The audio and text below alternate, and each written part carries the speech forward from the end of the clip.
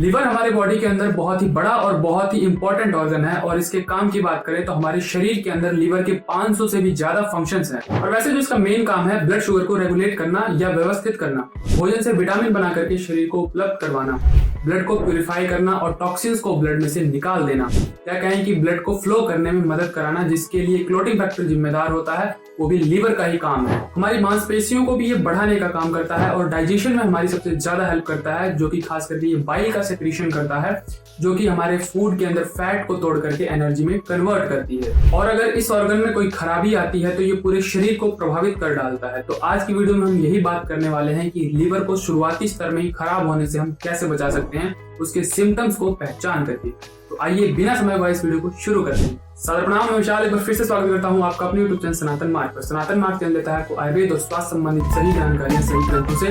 यदि आप सही जानकारी को प्राप्त करते रहना चाहते हैं तो चैनल को सब्सक्राइब कर लें। जैसा कि हमने बात की कि लीवर हमारे शरीर का बहुत बड़ा ऑर्गन है और इसमें बहुत सारे फंक्शंस हैं और इसका वेट तकरीबन 2 किलो तक होता है। आजकल के अनहेल्दी लाइफस्टाइल के कारण लीवर की प्रॉब्लम्स आजकल बहुत बढ़ने लगी हैं और ये यंग स्टेज में ज्यादा होने लगी हैं और ये अंत में लीवर फेलियर तक भी पहुंच जाता है। लीवर फेलियर की प्रॉब्लम तब आती है जब हम शुरुआत में इसके इनिशियल सिम्टम्स को इग्नोर कर देते हैं और धीरे धीरे समस्या बढ़ जाती है और अंत में लीवर फेलियर तक की नौबत आ जाती है। लेकिन अगर हम शुरुआत में ही इसे पहचान करके इसको सही ट्रीटमेंट दे दें तो ये समस्या बड़ी जल्दी ठीक हो जाती है और हमारा हेल्दी लाइफ स्पान बढ़ जाता है। इसके शुरुआती इनिशियल सिम्टम्स की बात करें तो आपको भोजन पचने में समस्या हो सकती है, यानी कि भोजन के डाइजेशन में आपको प्रॉब्लम हो सकती है और शुरू में हम इसको हल्के में ले लेते हैं, यानी कि हमें लगता है कि नॉर्मल सा इंडाइजेशन है, ये ठीक हो जाएगा और ना ही हम इसके लिए कोई ट्रीटमेंट करते हैं, ना ही इसके लिए अवेयरनेस दिखाते हैं। और खास करके हैवी चीजें यानी कि तेल, घी, दूध, ये सब पचाने में हमें ज्यादा समस्या होने लगती है, क्योंकि इन सभी ऑयली चीजों को पचाने का मेन काम लीवर का होता है। और सिम्टम की बात करें तो आपको पेट में दर्द या कहें कि लीवर की तरफ आपको दर्द महसूस हो सकता है और वहां पर आपको स्वेलिंग या सूजन भी महसूस हो सकती है। तो इस तरह के सिम्टम्स को हमें ज्यादा इग्नोर नहीं करना चाहिए और तुरंत डॉक्टर से मिलना चाहिए और इसे अच्छे से ट्रीट कराना चाहिए। ये तो कुछ डायरेक्टली दिखने वाले सिम्टम्स हो गए और कुछ इनडायरेक्टली दिखने वाले भी सिम्टम्स होते हैं, जैसे इचिंग या कहें कि खाज खुजली जैसी समस्या का होना। ये खास करके ब्लड में इम्प्योरिटी के कारण हमारी बॉडी में होती है और ब्लड को अच्छे से प्योर करने का काम हमारे लीवर का ही होता है। जब ब्लड प्योर नहीं होता है तो इचिंग या कहें कि खाज खुजली जैसी समस्या आपके शरीर में होती है। जो ये समस्या बहुत लंबे समय तक बनी रहे तो जरूर आपको लीवर पर एक बार ध्यान देना चाहिए। हमें हमारे बॉडी का कलर या रंग भी हमारी समस्याओं को दिखाता है, जैसे बॉडी का कलर काफी डार्क पीला हो जाना या आंखों का कलर पीला हो जाना, यूरिन का कलर बहुत ही डार्क पीला हो जाना या स्टूल में भी बहुत ज्यादा पीलापन। ये सभी समस्याएं हमारे लीवर को ही दर्शा रही हैं और उसमें ये जॉन्डिस की प्रमुखता होती है। जब आपको जॉन्डिस या पीलिया होता है, इस तरह के सभी सिम्टम आपको दिखाई पड़ते हैं, जो कि लीवर का ही एक रोग होता है। जब लीवर में समस्या आती है तो हो सकता है कि आपके पांव और तलवे ये दोनों सूज सकते हैं, इनमें इन्फ्लेमेशन हो सकता है।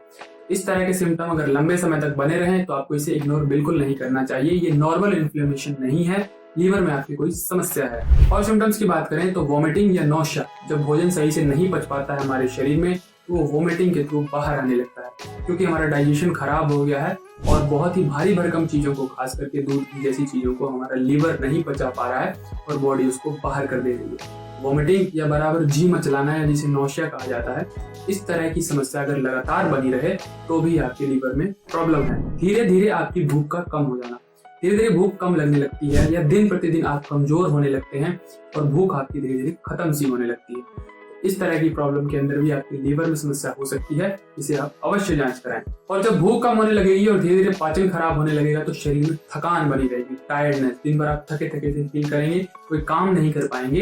ये सभी सिम्टम जो होते हैं इनिशियल स्टेज में होते हैं लीवर की समस्याओं में, और यही हम अगर इग्नोर कर दें तो धीरे धीरे ये बहुत ही क्रिटिकल स्टेज में पहुंच जाते हैं। इसके रीजंस की बात करें तो सबसे बड़ा रीजन है अनहेल्दी लाइफस्टाइल, और अनहेल्दी लाइफस्टाइल के अंदर जो मेन है वह है ओबेसिटी या मोटापा का होना, या जिसमें बहुत ज्यादा फैटी फूड का सेवन करना या अल्कोहल कंजम्पशन, शराब या दारू का सेवन करना। इसके कारण से हमारे लीवर पर बहुत बर्डन आता है, खास करके खून को डिटॉक्स करने का और बॉडी के फैट को तोड़ करके एनर्जी में कन्वर्ट करने का, जिसमें हमारा लीवर असफल हो जाता है या कहें कि बहुत ही कमजोर हो जाता है और वो फैटी लीवर का शिकार होता है क्या कहेंगे धीरे धीरे वो डैमेज होने लगता है। अनहेल्दी लाइफस्टाइल के बाद कुछ और रीजन भी हो सकते हैं, जैसे किसी मेडिसिन का साइड इफेक्ट होना, क्या कहेंगे कोई टॉक्सिक केमिकल जो हमारी बॉडी में किसी भी थ्रू चला गया हो उसका भी साइड इफेक्ट हो सकता है। लीवर में किसी तरह की समस्या, लीवर के वायरल इन्फेक्शन जैसे हेपेटाइटिस ए, बी और सी, इनके कारण भी हो सकता है।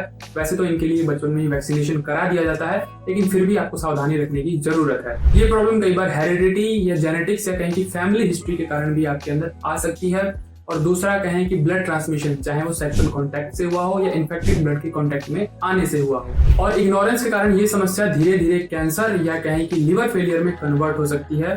कैंसर में प्रमुख तौर पर जो लीवर में बाइल डक्ट और लीवर कैंसर माने जाते हैं। अब हम बात करते हैं कि आयुर्वेद के जरिए से लीवर को हम कैसे हेल्दी रख सकते हैं, या कहें कि यदि वो इन्फेक्टेड हो गया हो तो भी कैसे हम उसको ट्रीट कर सकते हैं। सबसे जरूरी बात, यदि आपको लीवर में कोई इन्फेक्शन या समस्या हो तो सारा ट्रीटमेंट खुद से करने का यहाँ वहां से देख करके प्रयास बिल्कुल भी ना करें। किसी एक्सपर्ट या डॉक्टर से जरूर कॉन्टेक्ट करें और उसके बाद आप आयुर्वेद की वीडियो से सुझाव ले सकते हैं कि आपको दिनचर्या में क्या क्या फॉलो करना चाहिए। हेल्दी डाइट और हेल्दी रूटीन, आप इन सब वीडियो से हेल्प ले सकते हैं। आयुर्वेद की लीवर के लिए सबसे प्रमुख औषधि यानी कि पुनर्नवा आपके लीवर को एक बार फिर से नया करने का काम करती है और इसमें दर्द या इन्फ्लेमेशन जैसी जो भी समस्या होती है उसे भी ठीक करने का काम करती है। और वहीं सेकंड नंबर पे है अमलकी यानी कि आंवला। आंवला आपके लीवर की गर्मी को दूर करता है, खून की कमी को दूर करता है, या कहें कि लीवर की ब्लड प्यूरिफिकेशन की क्षमता को बढ़ाता है और रक्त का शोधन करता है। और वहीं जो तीसरा है हरिद्रा या हल्दी, जो कि लीवर के इन्फेक्शन में बहुत ही लाभकारी है और ये पेन और इन्फ्लेमेशन दोनों में ही हेल्पफुल है। और वहीं आप कुटकी का भी इसमें सेवन कर सकते हैं, जो कि पाचन संबंधित विकारों को दूर करता है और आपके लीवर को स्ट्रॉन्ग बनाता है। और वहीं अगर योग अभ्यास की बात करें तो पश्चिमोत्तानासन, मंडूकासन और वक्रासन जैसे योगा पोजेस आपके लीवर की स्ट्रेंथ को बढ़ाने में मददगार है। तो इस तरह से आप अपने लीवर को हेल्दी रख सकते हैं और इनिशियल स्टेज में कोई समस्या आए तो उसे आप आसानी से ठीक कर सकते हैं। इसी प्रकार की स्वास्थ्य पर जानकारी के लिए हमारे जुड़े रहें, चैनल को सब्सक्राइब कर दें, बेल आइकन का बटन दबा दें ताकि आने वाली नोटिफिकेशन आपके पास आज के लिए विदा लेते हैं। प्रणाम।